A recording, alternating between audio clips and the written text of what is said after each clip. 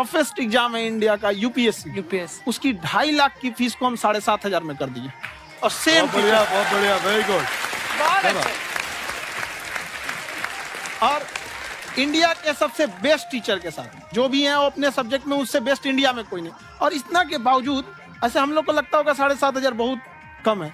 एक लड़की ने कहा कि सर शाम वाले बैच को ना मॉर्निंग में कर दीजिए।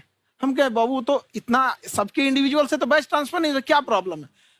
उसने कहा ना शाम में हमको दूसरे के यहाँ बर्तन मांजने जाना होता है। तो हम लोग को लगता है कि जितना ये तकलीफ इससे कई गुना ज्यादा है। और कई बार तो ऐसा लगता है कि वो भी ना ले। एक लड़का बेचारा नदी से बालू निकालता था और वो बालू को भरता था, फिर नाव बालू को किनारे लेके बेचती थी और वो बालू भरता था, उससे मेरी फीस ले आया। हमारा हाथ कांप गया, हम कैसे फीस ले लेंगे यहाँ पर। बहुत बढ़िया।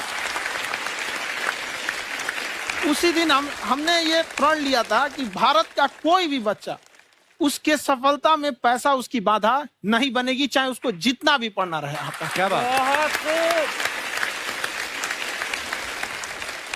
और अर्चना जी, मैं इनके बारे में एक बात, खान सर आपके बारे में मैं एक बात कहना चाहता हूँ। इनका जो स्टार्टअप है ये बूटस्ट्रैप्ड है। अच्छा, मैं साधारण भाषा में बता देता हूँ, ये सेल्फ फंडेड है। इन्होंने अभी तक किसी और से पैसा नहीं लिया है। ये इन्वेस्टर के पैसे से नहीं, इन्होंने खुद इसको बिल्ड किया है। और बल्कि इतना स्ट्रॉन्ग स्टार्टअप है ये कि मैं कहूंगा कि अगर इन्वेस्टर्स को इन्वेस्ट करना हो तो मैं इंडोर्स करता हूँ ऐसे स्टार्टअप्स को। यही सब चीजों को देखते हुए कई लोगों ने धमकी भी दिया था वहां पर। अच्छा। और उसके बाद बम चला दिए और 7-8 बम चला दिए और कुछ ब्लास्ट हुआ। एक बेचारा नया लड़का आया था एडमिशन लेने के लिए, उसकी स्कूटी उड़ा दिया। वो आया था, कहा कि सर हम तो पढ़ने आए थे, हमारा स्कूटी उड़ गया। हमारी ऑफिस उड़ा दिए सब। एक तो पास में आके गिरा और नहीं फटा वो।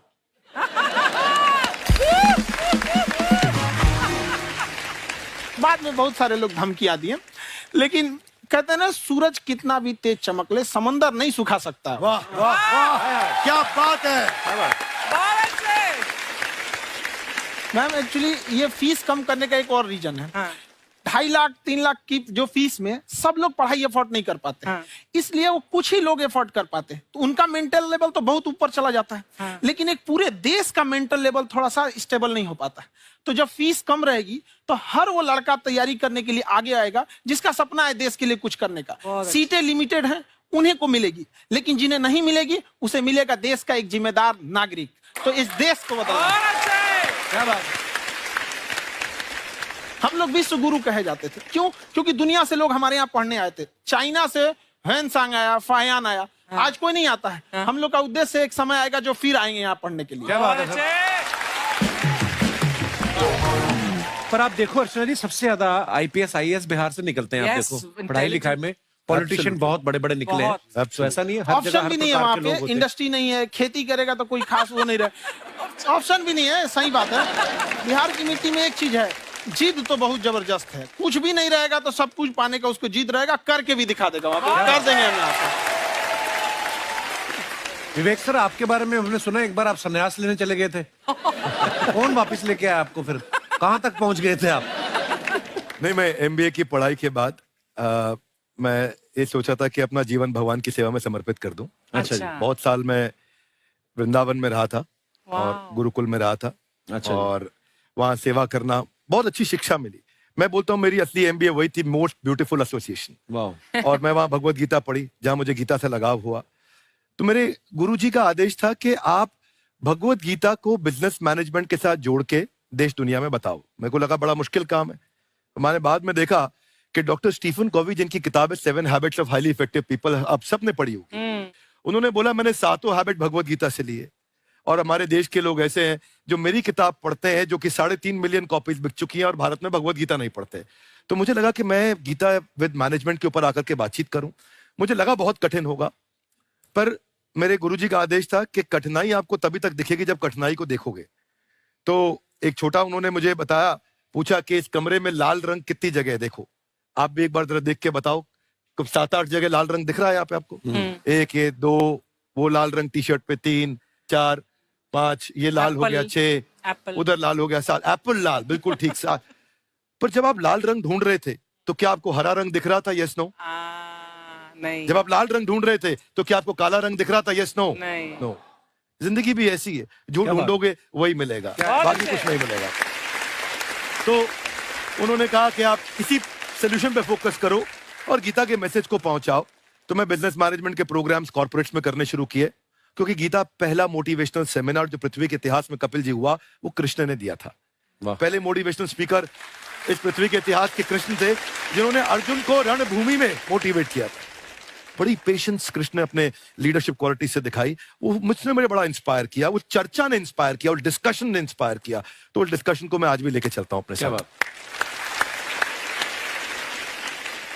कहां सर, हमने सुना है आप 5 स्टार में रुके थे कल और नीचे जाके वड़ा पाव खाने गए आप रेहड़ी पे।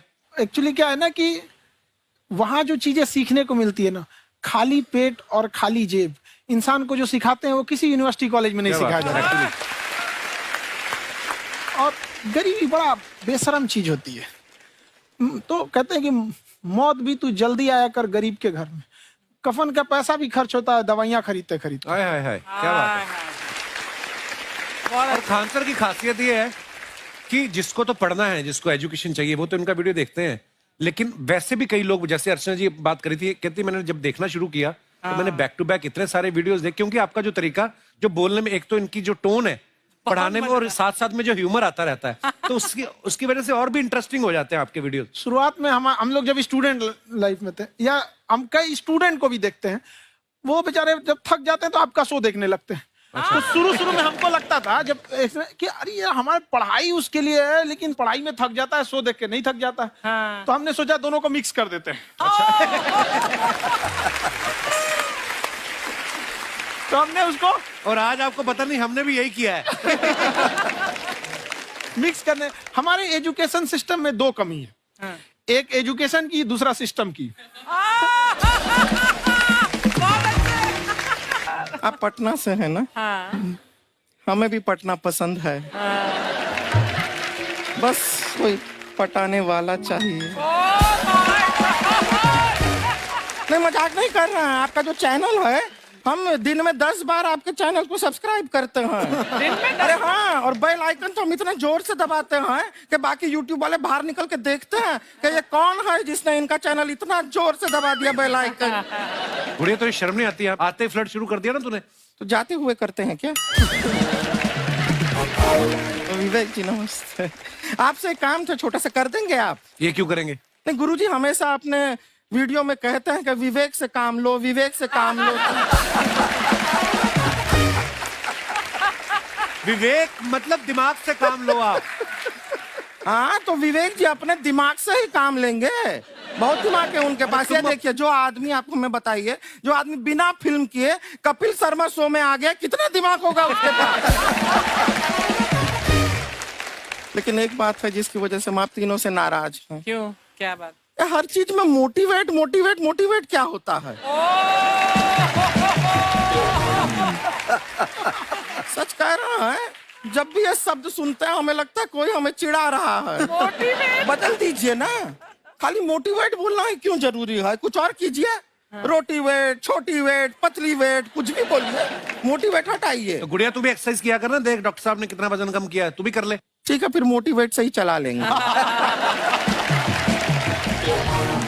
लेकिन मोटिवेशन कोई बुरा बात नहीं है। हमारे दादाजी भी वैसे बहुत मोटिवेट करते थे। हाँ, एक बार तो तालाब में डूब रहे थे हमारे दादाजी। हाँ। हमारे पास रस्सी भी था, ट्यूब भी था, फिर भी हम अपने दादाजी को बचा नहीं पाए। क्यों? क्योंकि हमने उनकी ओर तिनका फेंका ना, वही कहते थे डूबते को तिनका का सहारा काफी। नहीं लगा सहारा, दादाजी बुड़बुड़ बुड़बुड़ बुड़बुड़। गुड़िया, तू क्या करने आई इधर? अरे हाँ, हम क्या करने आए हैं, एक पूछना था सर, खान सर, ये जो हमारा एक चाचा का लड़का है, उसको क्या है, थोड़ा पढ़ाई में प्रॉब्लम हो रहा है। तो 12वीं का पढ़ाई आप उसको अच्छी तरह करवा के 12वीं पास करवा देंगे आप? करवा देंगे, वेरी गुड, बात कर लेते हैं। हाँ, राम सरोवर, देखो हमारा बात हो गया है। ये 10वीं जो तुमसे नहीं दिया जा रहा है वो नहीं देना है।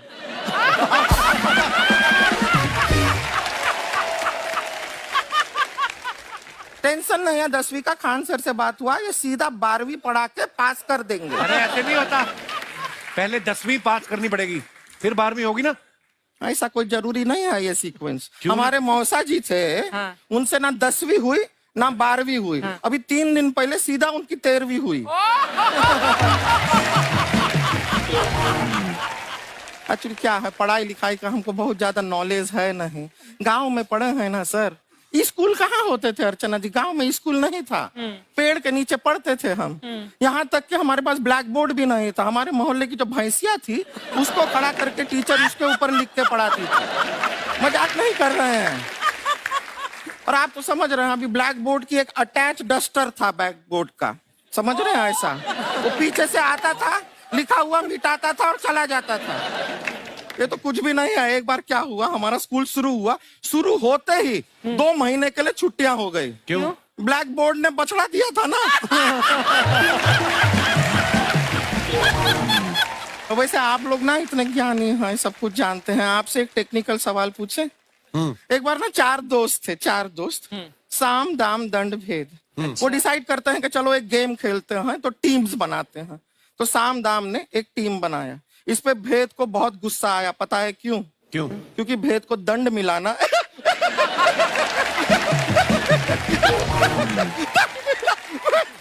ये सिर्फ हंसती नहीं है सर, थोड़ा सा पेट्रोल पिला दो स्टार्ट भी हो जाती है। इतना है कि और भी बता दीजिए, जब हम बीमार होते हैं हम डॉक्टर के पास नहीं मैकेनिक के पास जाते हैं, और डिटेल दे दीजिए। ऐसा कुछ नहीं है सर, ये बोलते हैं खाली। लेकिन अभी एक रिक्वेस्ट था सर, हमारा एक भाई है, पुरुषोत्तम नाम है उसका, वो गांव से आया हुआ है। आप लोग थोड़ा उससे सब बातचीत करेंगे, थोड़ा उसको प्रोत्साहन देंगे। और शर्मा जी, आपसे भी एक रिक्वेस्ट था, आपसे हमने कभी कुछ मांगा नहीं है। पुरुषोत्तम आएगा ना, एक बार बस उससे कह दीजिएगा, पुरुषोत्तम तुम कितने हैंडसम हो। मैंने देखा ही नहीं अभी तक। तो देख के बस बोल दीजिएगा तुम ठीक है। कितने हैंडसम हो, ऐसा बोल दीजिएगा प्लीज। ठीक है। हम बुला लेते हैं पुरुषोत्तम।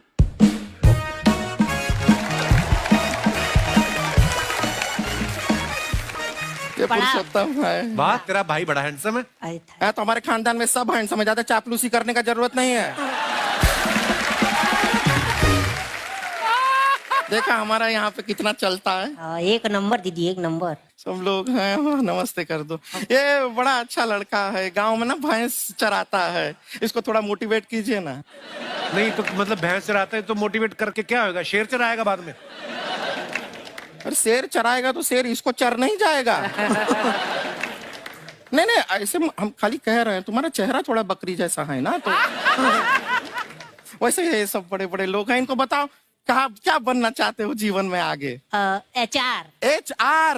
अरे वाह, देखे कोई बड़ा कंपनी में ह्यूमन रिसोर्स का काम करेगा ये। अरे HR मतलब दीदी Hrithik Roshan, tiny tin tin tiny tin tin. ना जूता पहनने का काम किया करो, जूता खाने का नहीं। काम किया है, कुछ बड़ा किया है लाइफ में? किया है ना दीदी, एक बकरी के बच्चे को बड़ा किया है। तो क्या जिराफ बना दिया बकरी के बच्चे को? अरे कुछ अलग किया है। हाँ दीदी, अलग किया है। वही बकरी का बच्चा भैंस का दूध पीने जा रहा है, तो हमने उसको अलग किया है। इससे नहीं होगा, मैं रहने दो, इधर आओ। ये देखो इतना बड़ा बड़ा लोग बैठा है, इनके सामने ऐसा बातें करोगे? इनसे मिलो, इनसे मिलो। ए विवेक जी तो कितना मार्केट के बारे में भी जानते हैं, मार्केट का कोई सवाल पूछो इनसे। सर परसों जो है मार्केट में हमारी साइकिल गायब हो गई, आपने देखा है क्या? हमारी साइकिल गायब हुई ना, हाँ। इसलिए दिमाग से पैदल हो तुम। पैदल समझते हो? हाँ। चल लोगे? 20 कदम चलोगे? हाँ। हाँ, घूमो जरा, अभी 20 कदम चल के दिखाओ। निकलो।